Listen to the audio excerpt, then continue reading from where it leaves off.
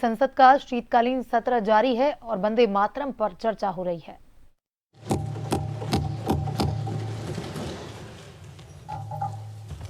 एक ऐसा कालखंड जो हमारे सामने इतिहास की अनगिनत घटनाओं को अपने सामने लेकर के आता है। ये चर्चा सदन की प्रतिबद्धता को तो प्रकट करेगी, लेकिन आने वाली पीढ़ियों के लिए भी, दर पीढ़ी के लिए भी ये शिक्षा का कारण बन सकती है अगर हम सब मिलकर के इसका सदुपयोग करें तो। आदरणीय अध्यक्ष जी, एक ऐसा कालखंड है जब इतिहास के कई प्रेरक अध्याय फिर से हमारे सामने उजागर हुए हैं। अभी अभी हमने हमारे संविधान के 75 वर्ष गौरवपूर्व मनाए हैं। आज देश सरदार वल्लभ भाई पटेल की और भगवान बिरसा मुंडा की 150वीं जयंती भी मना रहा है।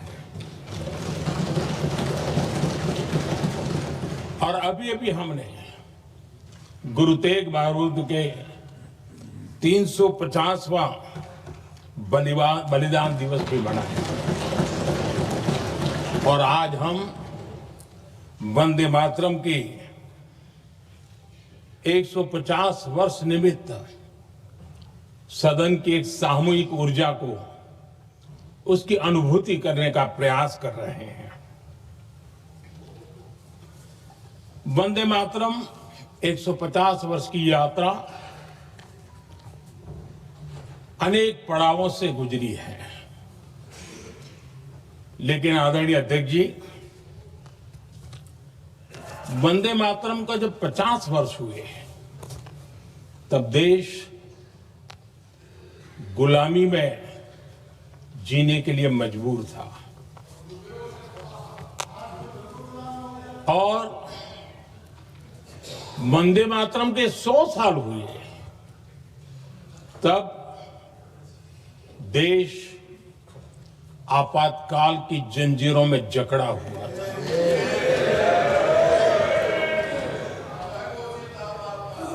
जब वंदे मातरम 100 साल के अत्यंत उत्तम पर्व था, तब भारत के संविधान का गला घोंट दिया गया था।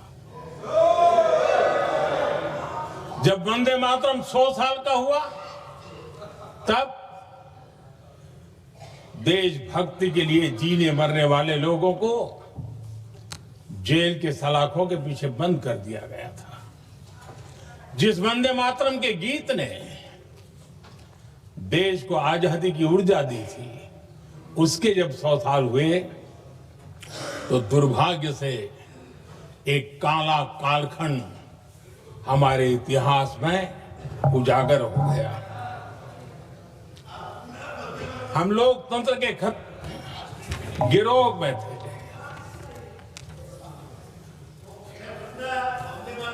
आदरणीय अध्यक्ष जी, 150 वर्ष उस महान अध्याय को, उस गौरव को पुनः स्थापित करने का अवसर है। और मैं मानता हूं सदन ने भी और देश ने भी इस अवसर को जाने नहीं देना चाहिए।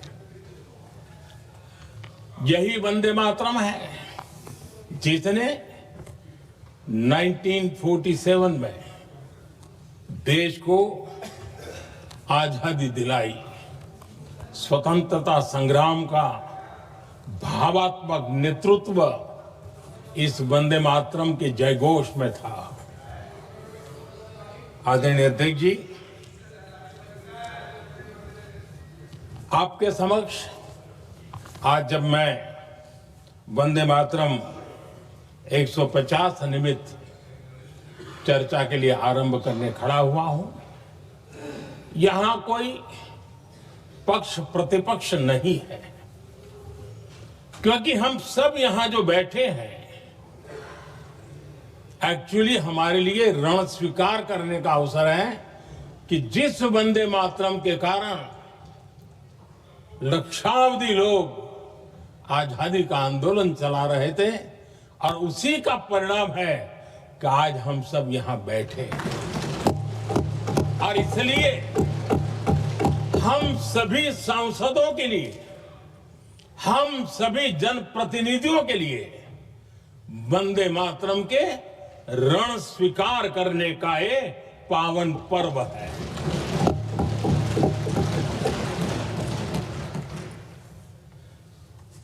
और इससे हम प्रेरणा लेकर के वंदे मातरम की जिस भावना ने देश की आजादी का जंग लड़ा, उत्तर दक्षिण पूर्व पश्चिम पूरा देश एक स्वर से वंदे मातरम बोल के आगे बढ़ा। फिर से एक बार अवसर है, आओ हम सब मिल के चले, देश को साथ लेके चले। आजादी के दीवानों ने जो सपने देखे थे उन सपनों को पूरा करने के लिए वंदे मातरम 150 हम सबकी प्रेरणा बने, हम सबकी ऊर्जा बने और देश आत्मनिर्भर बने। 2047 में विकसित भारत बना करके हम रहे, इस संकल्प को दोहराने के लिए ये वंदे मातरम हमारे लिए एक बहुत बड़ा अवसर है। आदरणीय अध्यक्ष जी, दादा तबीयत तो ठीक है ना? नहीं, कभी कभी इस उम्र में हो जाता है। आदरणीय अध्यक्ष जी, वंदे मातरम की इस यात्रा की शुरुआत बंकिम चंद्र जी ने 1875 में की थी और गीत ऐसे समय लिखा गया था जब 1857 के स्वातंत्र संग्राम के बाद अंग्रेज सल्तनत बौखलाई हुई थी, भारत पर भांति भांति के दबाव डाल रही थी, भांति भांति के जुल्म कर रही थी और भारत के लोगों को मजबूर किया जा रहा था अंग्रेजों के द्वारा। और उस समय उनका जो राष्ट्रीय गीत था, गॉड सेव द क्वीन, इसको भारत में घर घर पहुंचाने का एक षड्यंत्र चल रहा था। ऐसे समय बंकिम दा ने चुनौती दी और ईंट का जवाब पत्थर से दिया और उसमें से वंदे मातरम का जन्म हुआ।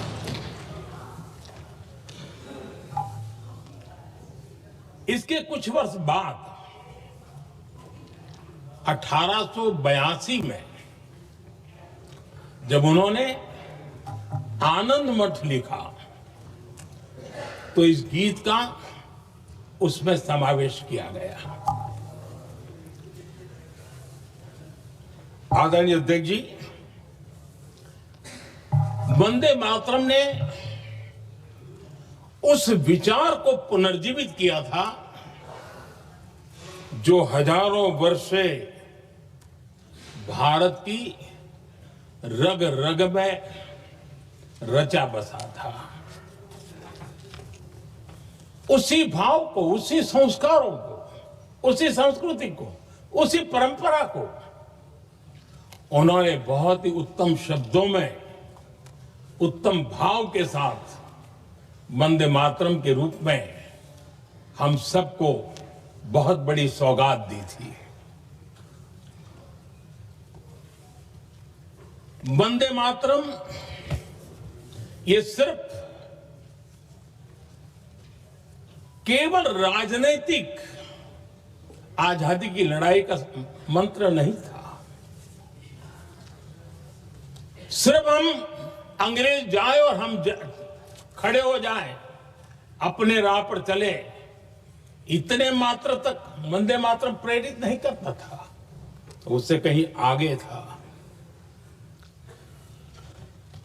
आजादी की लड़ाई इस मातृभूमि को मुक्त कराने का भी जंग था। अपनी मां भारती को उन बेड़ियों से मुक्ति दिलाने का एक पवित्र जंग था। और वंदे मातरम की पृष्ठभूमि हम देखें, उसके संस्कार सरिता देखें, तो हमारे यहां वेद काल से एक बात बार बार हमारे सामने आई है। जब वंदे मातरम कहते हैं तो वही वेद काल की बात हमें याद आती है। वेद काल से कहा गया है, माता भूमि ही पुत्रो अहम पृथिव्याः, अर्थात ये भूमि मेरी माता है और मैं पृथ्वी का पुत्र हूं। आदरणीय अध्यक्ष जी, यही वो विचार है जिसको प्रभु श्री राम ने भी लंका के वैभव को छोड़ते हुए कहा था, जननी जन्मभूमिश्च स्वर्गादपि गरीयसी।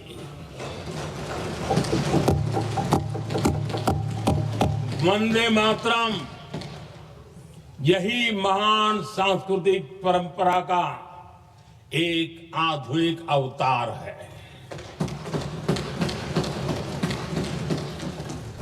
आदरणीय अध्यक्ष जी,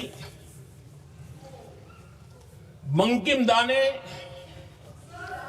जब वंदे मातरम की रचना की तो स्वाभाविक ही वो स्वतंत्रता आंदोलन का स्वर बन गया। पूरब से पश्चिम, उत्तर से दक्षिण, वंदे मातरम हर भारतीय का संकल्प बन गया। इसलिए वंदे मातरम की स्तुति में लिखा गया था, मातृभूमि स्वतंत्रता की वेदिका पर मदोमय, मातृभूमि स्वतंत्रता की वेदिका पर मोदमय, स्वार्थ का बलिदान है यह शब्द है वंदे मातरम। है सजीवन मंत्र भी, यह विश्व विजयी मंत्र भी, शक्ति का आह्वान है यह शब्द वंदे मातरम। उष्ण शोणित से लिखो, वक्षस्थली को चीर कर, वीर का अभिमान है यह शब्द वंदे मातरम। आदरणीय अध्यक्ष जी, कुछ दिन पूर्व जब वंदे मातरम 150 का आरंभ हो रहा था तो मैंने उस आयोजन में कहा था, वंदे मातरम हजारों वर्ष